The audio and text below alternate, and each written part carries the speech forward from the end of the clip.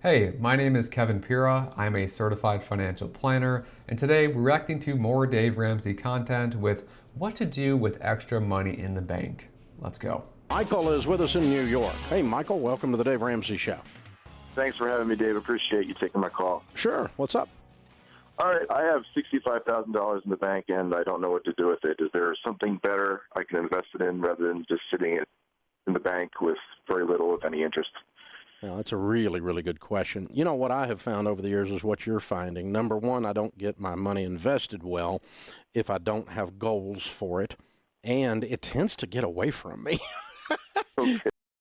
Yeah, that's actually a good point. If you don't have goals or know where exactly your dollar should be going, every single dollar, then it is easy for the money to sort of accumulate in no man's land and not really be working in your best interest.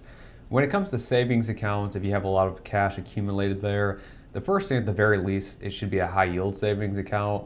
Currently, you're going to earn 3 to 4% depending on the rate set by the Federal Reserve, which of course is going to fluctuate. But at the very least, in 2026, I would earn 3 to 4%, right around that range, if you have a pretty substantial amount in savings like he does.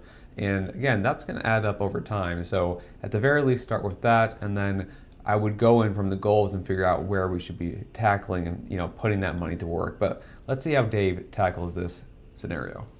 It just waters away, just kind of drips away. So we tell folks to always have an assignment, a mission for every dollar.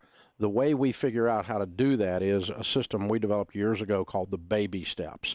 And depending on where you are in the baby steps is how I would utilize the money. So the first baby step is $1,000 saved. Obviously, you've done that. Baby step 2 is to become debt-free other than your home. Do you have any debt other than your home? I have 3 months of car payments. That's it, and I'm done with that car. It's a Civic, so it's what is the balance on the car? The payoff? About for the 3 months, it's $540 a month times 3 months, so it's about a little over $1,500. Okay, I would write a check today and pay that off. That's the first.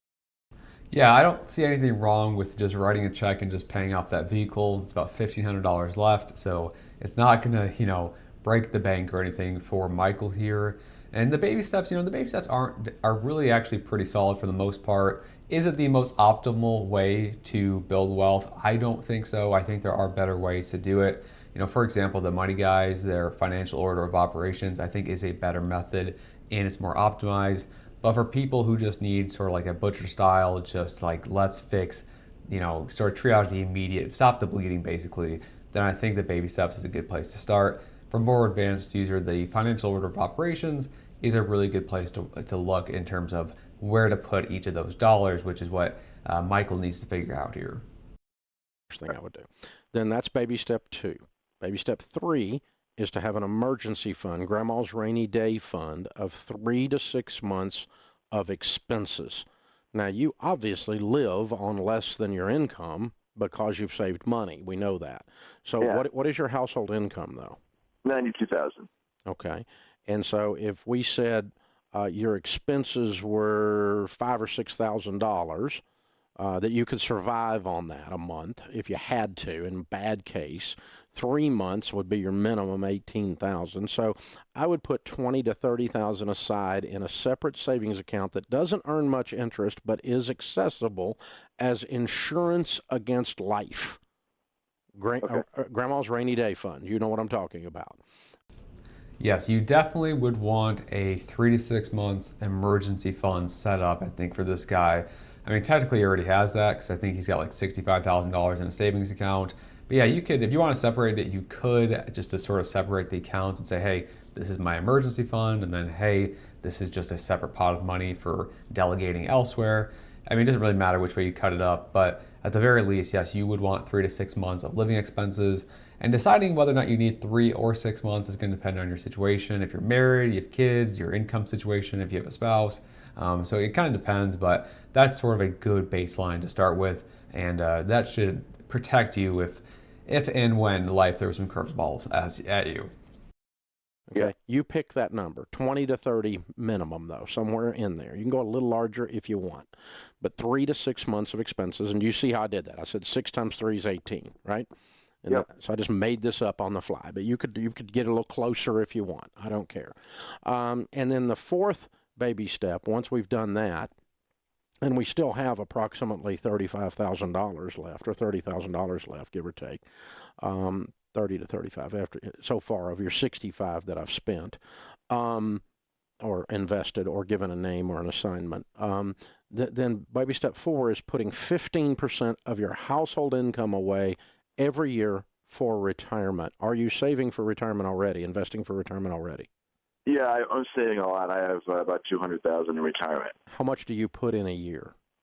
Every 2 weeks, I put in $650, and my employer matches approximately $225 for a total of $925 every 2 weeks. Yeah, not counting your match, you're at about 15%. Oh yeah, You're right at it. Okay, so we'll check that box and say. I think he meant to say 875 for the amount that total with his employer and the employee contributions, the total amount that comes out every 2 weeks. But yeah, that's a pretty good solid savings rate, right around 15% at least there by himself. And again, that's really solid to see. What I don't know so far is how old Michael is. That's one of the first things I would figure out is how old is Michael, because the age plays a very important factor, I believe, in how we set up these steps, because maybe he should be allocating the money a certain way, depending on if he's in his 20s, his 30s, his 40s, or even older. So at some point, hopefully they do reveal that.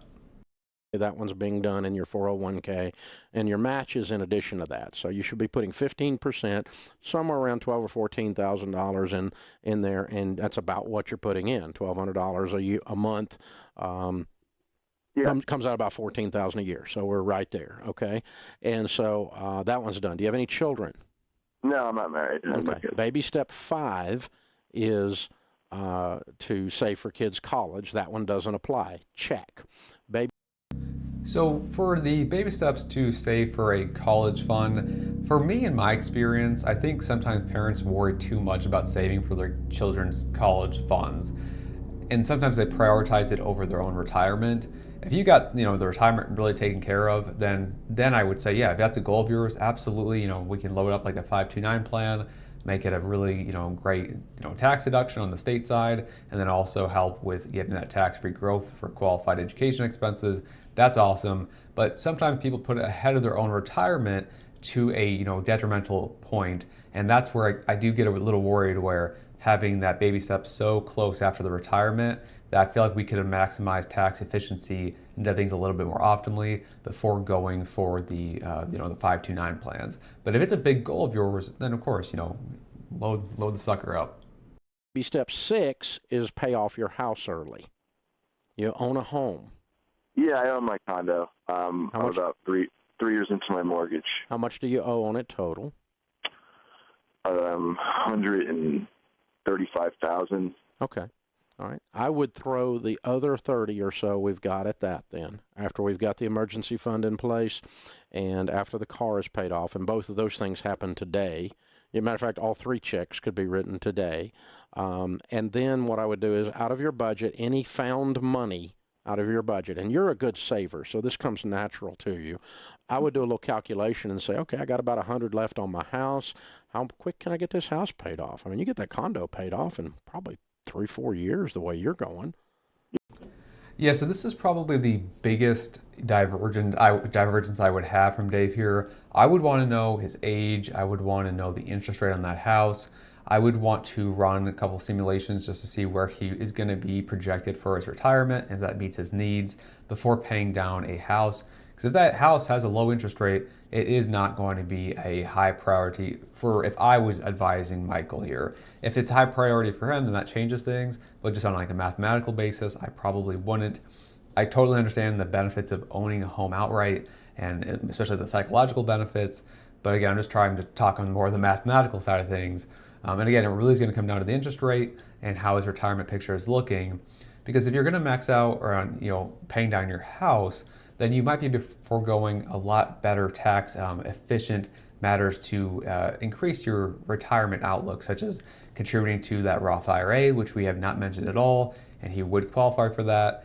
We haven't talked about contributing to a taxable brokerage account, which is going to be super useful in retirement. It opens up a lot of levers to be pulled. So I would want that at the very least to be discussed before just saying, hey, pay off the house. Because Michael here, I don't think Michael doesn't sound like somebody who needs a whole lot of help of trying to figure out how to save and invest. It seems like it's pretty natural for him. So I would argue he is actually probably somebody better off to something like the financial order of operations from the money guys versus like the choppy block of the baby steps, in my opinion.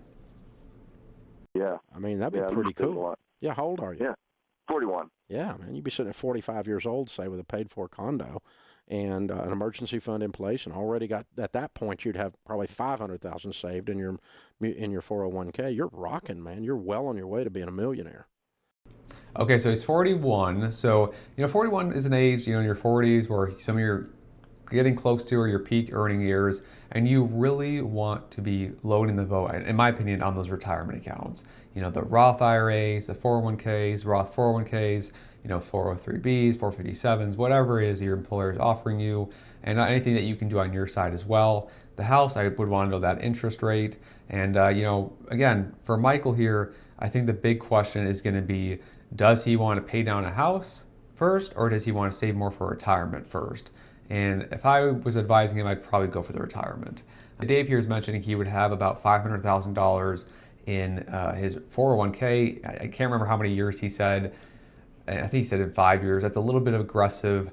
I probably would put it somewhere between 350, 400,000 at most, just going off basic market returns here. But again, maybe he increases his savings rate. Maybe it has good years in the market, and it happens. But just be a little careful on using really high expected returns for projecting your retirement accounts, because it could fall short.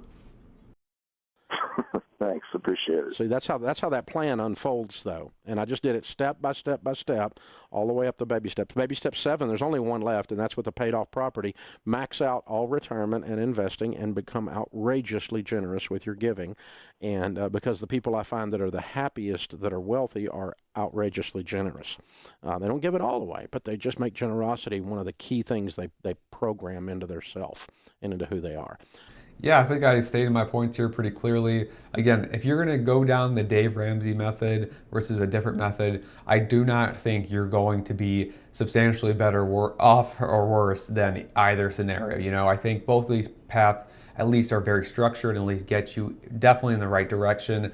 I think you just come down to optimization and doing things in the most mathematically favored way. So again, I think overall pretty decent advice. A couple of things I would tweak in there, but hopefully, Michael, I wish we knew how many years later how he's doing now and get an update on him. So yeah, that's all I have for today, you guys. Let me know your thoughts and opinions on this video. Thank you so much for watching. Please subscribe if you're still around. I do appreciate it. But yeah, thank you guys so much for watching, and I'll catch you in the next one. Take care.